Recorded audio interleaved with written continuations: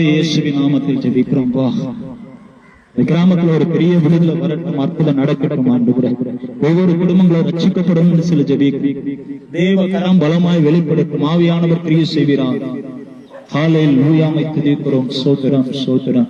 ரத்த சிந்துதல் இல்லாமல் பாவம் மன்னிப்பு இல்லை. ரத்த சிந்துதல் இல்லாமல் மன்னிப்பு இல்லை.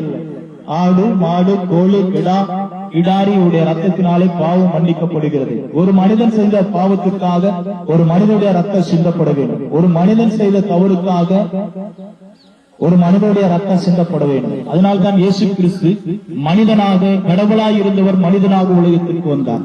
மனிதனாக உலகத்திற்கு வந்தார். இயேசு கடவுளாய் இருந்தவர் மனிதனாக உலகத்திற்கு வந்தார். ஏன் கேட்டீங்கன்னா, ஒரு மனிதன் செய்த தவறுக்காக ஒரு மனிதனுடைய ரத்தம் சிந்தப்பட வேண்டும். ஆடு, மாடு, கோழி, கிடாரி எந்தோடைய ரத்தமும் ஒரு மனிதனுடைய தவறை மன்னிக்கப்பட முடியாது. அதற்காக தான் அநேக வருடங்களாக நிறைய பலி செலுத்துகிறார்கள். இந்த பலியினாலே ஒரு மனிதனுடைய தவறு மன்னிக்கப்படுகிறது. அதனால்தான் கடவுளாய் இருந்தவர் இந்த உலகத்திற்கு மனிதனாக, மனித அவதாரமாய், மனுஷனாய் உலகத்திற்கு வந்தார். அவர் இங்கே வந்து 33 ஆண்டுகளாக இயேசு இந்த உலகத்தில் இருந்து 3 ஆண்டுகள் கர்த்தருடைய பணியை செய்து அநேக வியாதிகளை சுத்தமாக்கினார், குஷ்டரோகிகளை சுத்தமாக்கினார், மரித்தோரை எழுப்பினார், பாவங்கள் மன்னிக்கப்பட்டது. இப்படி அநேக அற்புதங்கள் வேதத்தில் இருக்கிறது, சொல்லிக்கொண்டே போகலாம். ஆனால் இயேசு மனிதனாக இந்த உலகத்திற்கு வந்து தன்னுடைய சொந்த ரத்தத்தை சிந்தி அந்த ரத்தத்தின் மூலமாக மனிதனுக்கு பாவ விமோசனத்தை கொடுத்தார். இப்ப இயேசு கிறிஸ்து ரத்தம் சகல பாவங்களை நீக்கி நம்மை சுத்திகரிக்கிறது என்று வேதத்தில் எழுதப்பட்டு இருக்கிறது.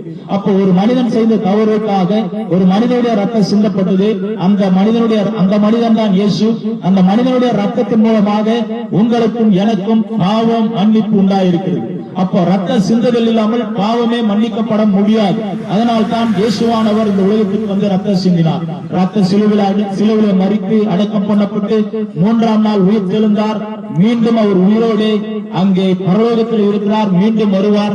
இதுதான் சுவிசேஷம். இதை நீங்கள் விசுவாசிக்கும் போது உங்களுடைய குடும்பங்களிலே செழிப்பு உண்டாகிறது, வறுமைகள் மாறுகிறது, கஷ்டங்கள் மாறுகிறது, வியாதிகள் மாறுகிறது, துன்பங்கள் மாறுகிறது, செய்வன பிரச்சனை, பிள்ளைசுனி மந்திர கட்டுகள் எல்லாம் உடைக்கப்படுகிறது.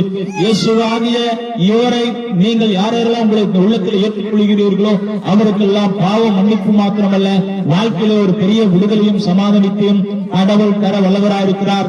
கடவுள் இந்த இடத்துல வந்திருக்கிறார். இயேசு உங்களுக்கு இந்த இடத்துல உங்களோட வந்திருக்கிறார்.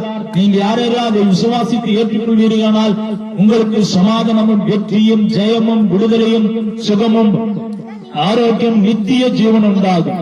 இதை நீங்கள் விசுவாசிக்கும் போது கடவுள் உங்களிடத்திலே வந்து உங்களுக்காக வேண்டுதல் செய்து உங்களுக்காக அவர் உங்களோடு கூட இருந்து உங்களுடைய வாழ்நாள் எல்லாம் உங்களோடு கூட இருந்து அவர் நடத்துவார். கடவுள் தாமே உங்களை ஆசீர்வதிப்பாராக. இயேசுவின் நாமத்தில் ஆமென். இயேசு உங்கள் துக்கம் சந்தோஷமாய் மாறும், உங்கள் கவலை கண்ணீர் எல்லாம் மறைந்துவிடும். உங்கள் துக்கம் சந்தோஷமாய் மாறும், உங்கள் கவலை கண்ணீர் எல்லாம் மறைந்துவிடும். கலங்காதே மகளே, கலங்காதே மகளே, கலங்காதே மகனே, கலங்காதே மகளே, நம் இயேசு கைவிட மாட்டார்.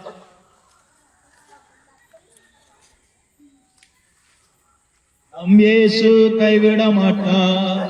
நம் இயேசு கைவிட மாட்டார். கடந்ததை நினைத்து கலங்காதே, நடந்ததை மறந்து விடு. கடந்ததை நினைத்து கலங்காதே, நடந்ததை மறந்து விடு. கர்த்தர் புதியன செய்திடுவார், இன்றே நீ காண்பாய். கர்த்தர் புதியன செய்திடுவார், இன்றே நீ காண்பாய். கலங்கிடவே வேண்டாம், கலங்கிடவே வேண்டாம், கலங்கிடவே வேண்டாம், கலங்கிடவே வேண்டாம். நம் இயேசு கைவிட மாட்டார். நம் இயேசு கைவிட மாட்டார். அருமையான தேவ பிள்ளையே, இந்த பகுதியிலே வசிக்கிற ஒவ்வொருவருக்கும் நான் இயேசுவின் நாமத்தில் சொல்கிறேன், கடவுள் உங்களோடு கூட இருப்பார். உங்கள் துக்கம் எல்லாம் சந்தோஷமா மாறும். நீங்கள் வருத்தப்பட்டு பாரம் சுமக்கிறீர்களா? இயேசு சொல்லுகிறார், வருத்தப்பட்டு பாரம் சுமக்கிறீர்கள் நீங்கள் எல்லோரும் என்னிடத்தில் வாருங்கள், நான் உங்களுக்கு இளைப்பாறுதல் தருவேன் சொல்லிட்டு, இழப்பு நீங்கள் சுமந்து சுமந்து வருத்தத்தை சுமந்து சுமந்து இழந்து போயிருக்கிறீர்களா? உங்களுடைய சரீரம் இழைப்படையாமல் வருத்தப்பட்டுக் கொண்டு இருக்கிறதால் இயேசு சொல்லுகிறார், நீங்கள் எல்லாம் என் மேல் வைத்து விடுங்கள், அவர் உங்களை விசாரிக்கிறபடியால் உங்கள் கவலைகள் எல்லாம் அவர் மேல் வைத்து விடுங்கள் என்று சொல்லி இயேசு சொல்லுகிறார். உங்களுடைய கவலைகள், உங்களுடைய வருத்தங்கள், உங்களுடைய பாரங்கள், உங்களுடைய வறுமைகள், உங்களுடைய இயலாமை எல்லாவற்றையும் இயேசு மேல வைத்து விடுங்கள். அவர் ஏற்கனவே உங்களை எல்லாவற்றையும் சுமந்து விட்டார்.